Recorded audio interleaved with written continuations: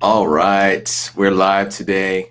I'm going to pull up LinkedIn because I was missing some of the comments the other day. So I want to make sure I can see all those in real time. So give me 1 second to make sure I can see my LinkedIn. And some people did comment on Facebook. So thank you for that. I don't know if I can do three comment screens at once, but I will do my best to focus on that and not have the volume on. So let me just go to my profile on my LinkedIn. We have a couple of topics today. I wrote a passionate letter this morning, and it doesn't matter if anyone reads it or not. I know what I want to do with it. Healthcare staffing has so much potential still. Being a consultant, I get to peek behind the curtain now a lot on different companies and the overall ecosystem. So it's not even client secrets. It's nothing like that.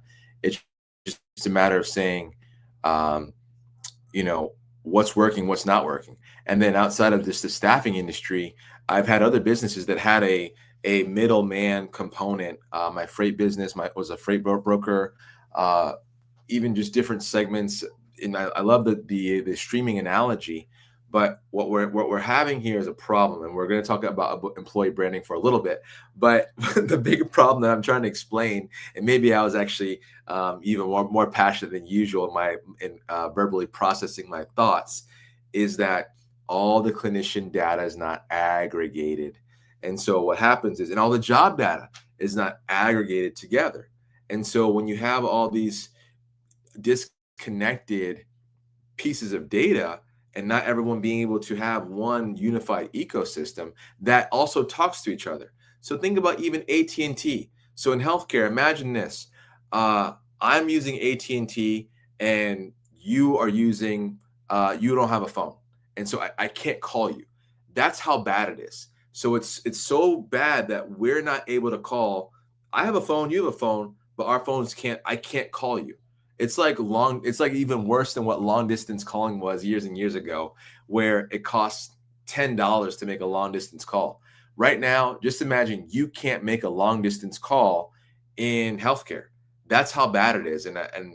I've seen it, and I've known that this is existed as a problem, but now I actually really want to figure out how to fix it. I think I have a couple of ideas, but it comes with being able to talk and have systems talk to each other. And so that's system aggregation and system connectivity. And then for the middle people, it's, hey, how do we partner on that deal and split revenue or split profit so that everyone makes a little bit of money, and everyone's scared of that. I think that's the biggest thing. And I won't go too far on a tangent just yet, but we've got to figure that problem out, because what happens is now patients don't get care because clinicians who don't get rerouted. I saw it at the Gale Monster where, and this would happen with competitors, and we were at fierce competition. So it was, harder to justify integration then. But eventually we said, oh, we need to get all the clinicians on one platform as an aggregator, because a clinician was getting triple booked and the clinician's protecting herself. So she's going to say, I'll sign up for Gale, IntelliCare, and ShiftKey or ShiftMed or Clipboard all at the same time for the same shift, sometimes at the same location, just because she didn't want to get canceled. And then whoever's paying the highest wage. Okay, so we called it uh,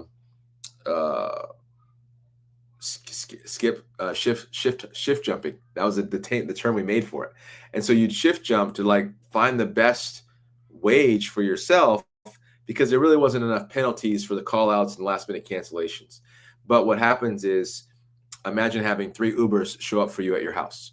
It doesn't even make sense. And the fact that I'm saying it out loud in healthcare where there's not enough workers, that's the genesis of the problem. And so that's the genesis of trying to fix that, is saying, okay, I've seen this in a high volume environment where it's just long-term care, you're booking shifts, you're canceling environments. It's actually the same problem, but just slower. So you're just seeing paint dry and open shifts go out there, and there's no one's able to fill it because I don't have access to that job, or you don't have access to my clinician, and I don't know how to call you. We can't talk. So that's the problem. That's what I want to fix. I've got to talk to major health systems, or even one. And that's why I said let's focus on therapy and get therapy figured out. And as we figure out therapy, then people will say, oh, there's success in that industry, that segment of healthcare, and then maybe we can proliferate the idea to other sectors of healthcare. So That's my rant on that. I might come back to it later, but when you have an employer brand, that's a critical piece when you're talking about this healthcare staffing ecosystem or in business. You can look at iconic brands now, and I can say it, as some of these founders have passed away, but Chick-fil-A is a brand that's known for being closed on Sunday. And the joke is that, if you leave church, man, it'd be great to go to Chick-fil-A right now. Oh, closed on Sunday. And so, but that brand is known. You can go through all the different brands. I love Chipotle's brand because they just have quality, and they're not competing with. I don't even know if anyone is in Taco Bell's. Sorry, is in Chipotle's category to compete with. It's not Taco Bell. That's not a competition for them. That's not a competitor. And same for Chick-fil-A. I don't know who I would put in the same competition bucket as Chick-fil-A. I think it's just everyone's created their own segment of that ecosystem. So when I was at the Gale Monster, we had our own swim lane, which was, we are going to book you fast. We're going to pay you fast. Actually, we're going to hire you fast. We were fast to hire, fast to book, and fastest to pay. That was solving a lot of problems in the moment, and we were really, really good at it. So all the competitors and other people, even now, that's the model people are trying to emulate with this on-demand shift model. And Gail was the grandma of them all. So that's a brand thing that you're trying to say. What is your brand known for? What is your brand going to be known for? And it may take time. It may take a couple of years, a few. And this is the joke. I was listening to or reading The Toyota Way, and the Japanese culture, they don't think in 5-year, 1-year increments. They're planning out for 50 years. Oh, let's make a 100-year plan. Excuse me? Well, to have a company that lasts that long, and Toyota is only like 75 years old or 80 years old. But the point being is that we have to be thinking more long term in some of those plans to have a brand that can translate during that time. So that's something to think about as you're looking at, how you create your brand for your company. Don't think just short term. Say, okay, when you're done with that business, you're done in that space, what do you want to be known for? How do you want to be known? How do you want to be viewed in your industry? Those are some of the questions to ask when you think about your employer brand. Even at PDTX, we're still figuring out. We're still trying to go through, what is our brand? Who are we? What is our secret sauce? So we haven't ironed out all those pieces. So it's okay to still be iterating on the brand promise, the core values. All those things can be up in the air for another year, 2 years. And then once you have success and say, okay, here's the things that we stand on, I think you memorialize them. But what happens is the founders and the leadership team and even the front line, all the team members, as you look at how do you treat your clinicians, how do you treat your customers, you're developing a brand, you're developing a culture. And so then you got to figure out if it's a good culture or bad culture. But those things will then solidify your brand. And then perhaps the key is then memorializing it after some amount of time and say, oh, those are the things that got us here, and we want to keep doing all those things. Now we have a brand. Now we have core values. Now we have, our belief system and the Toyota way, right, or the PDTX way, or the Gale way. And so I think those are some of those things that will resonate if you have an external workforce with clinicians, or if you have an internal workforce that you want to have motivated and inspired. You have to have that as part of your brand. And even for us, when we had Gale, it was about Florence Nightingale's name. Like, there was, okay, guys, we have to really care about patients. And we can laugh about it now, but it was like, well, making money was a byproduct.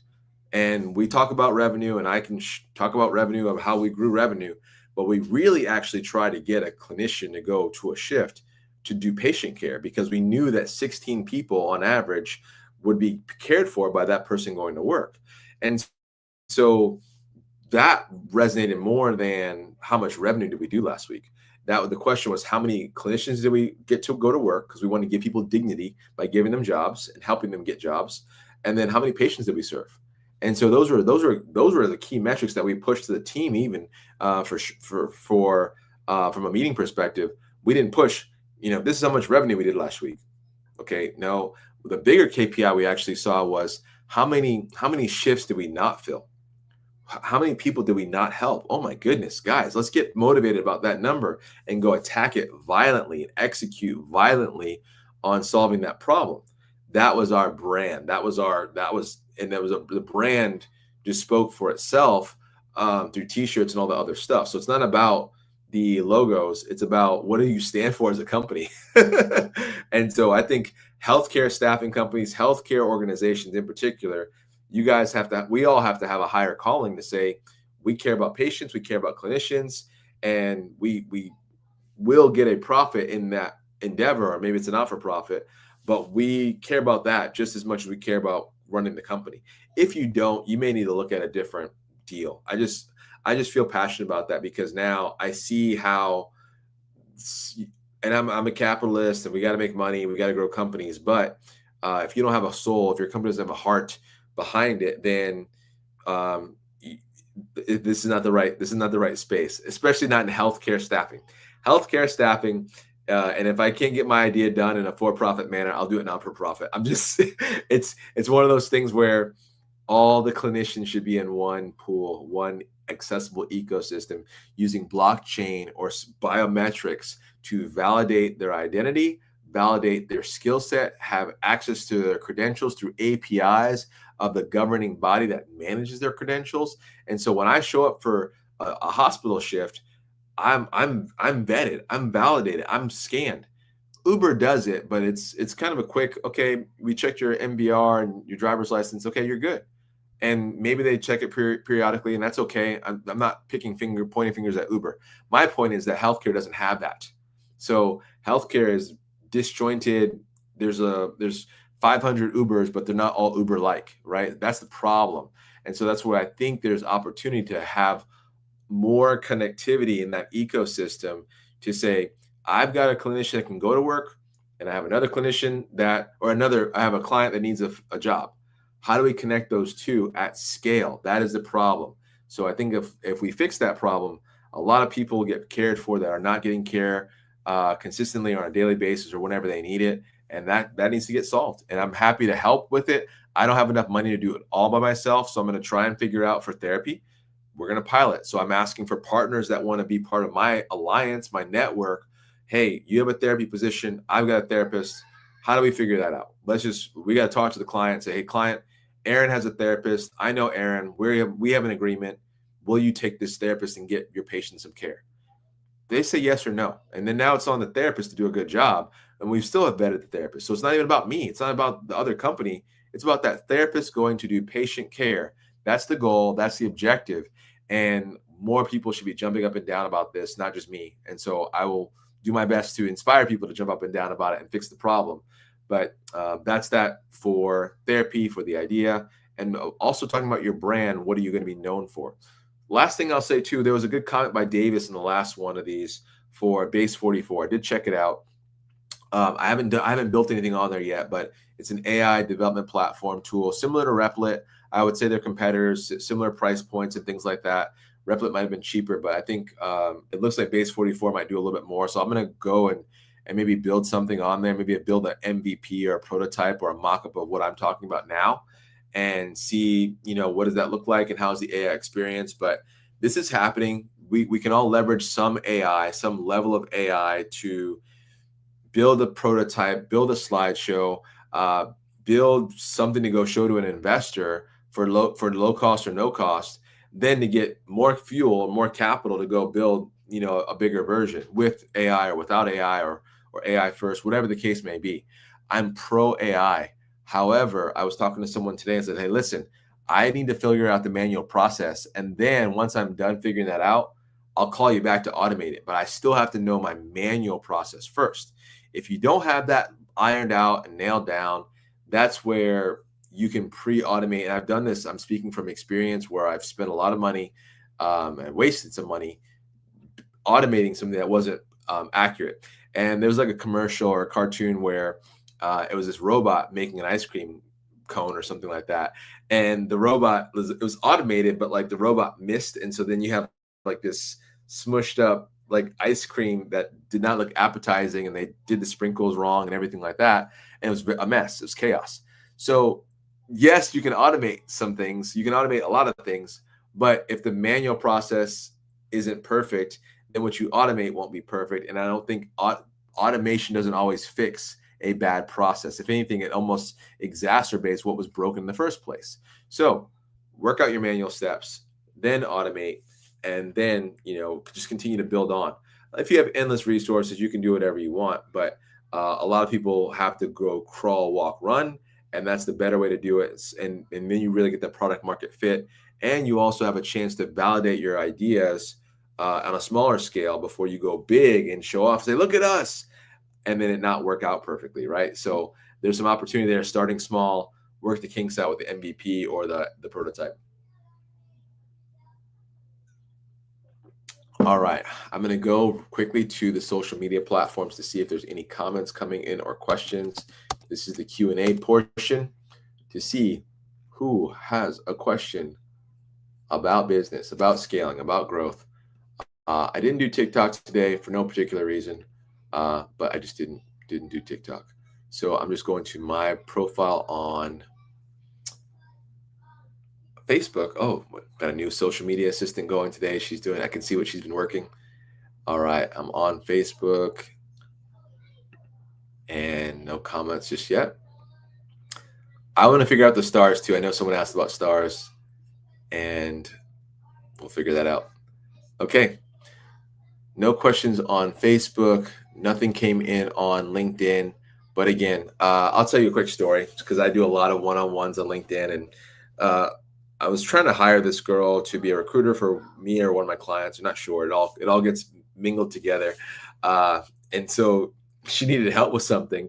And I was like, well, you might want to consider X, Y, and Z. And so the interview kind of went, a little bit more freestyle. And she's like, wow, thank you for helping me. It's like, yeah, I have to give an account. I actually want to help you. I see how I can help you. And if it helps, great. If it doesn't help, let's figure out if I can help you more. And sometimes there are free things and lawyers do pro bono work. So I get to do pro bono work here and there. And some clients have a big budget and those clients pay a good fee. And I love all of them for it. But, it's one of those things where if we can help people and give back to the community, let's do it. I think it was Jesse Iwuji was like, he's a Naval Academy graduate, race car driver, investor. Got to look him up. But we can build this skyline while we build our skyscraper. That was a great line. I don't know where he got it from. If he might be the author of it. But either way, I think we can help people that we interact with. I always try to help people. And if you need help growing your business, scaling, figuring out what you should do with AI, I always do an intro discovery call and see, can I even help you? Can we work together? Is there something there that I can, either diagnose or assist with before there's a big, huge outlay of capital, right? So, and then I'm always value-based. I'm going to go help you build $100 million company. We can figure out a nice fee for that if you have those types of problems. But I have a new book coming out. I'm like halfway done on the edits on my side. Then it goes to the editor, and then we're gonna publish it. So we're pushing to have that all done. Oh gosh, don't hold me to it. Maybe November. So we're getting close. A lot of excitement coming out. Again, 2026 is right around the corner. Are you positioned? What have you done to get yourself in your company position? Are you piloting anything? Are you setting any goals? Are you pushing your team to set goals? Are you giving your team the resources they need to achieve the goals that you have not set for them? Or can you help them have goals and then help them be accountable to those goals? All these things, guys, it all matters. That's how you can grow your companies. That's how you scale. But it starts with growing yourself, I think. So I see people hopping on. So before I hop off, I wanted to see if there's any questions. I'll give it a second because there is a lag. I don't know about the stars on Facebook. I've got to go read more about that because my aunt asked me and I didn't get back to her yet. But if there's comments or questions, it's okay to ask. We talked about employer brand. We talked about AI development. We talked about how healthcare needs to just get better and do better because we know better. All those different pieces. And then, of course, I do a lot of fractional work as a fractional executive, either in strategy or I really love operations to get my hands dirty and helping you scale and grow your business. So if you need me, I'm accessible on all various social media platforms, on LinkedIn the most. But again, I just want to help you guys grow your business, grow yourselves. Reach out, connect, and engage if you need anything to help grow your company or yourself. Thanks so much and have a great Tuesday. And I'm going to find the end stream button right there.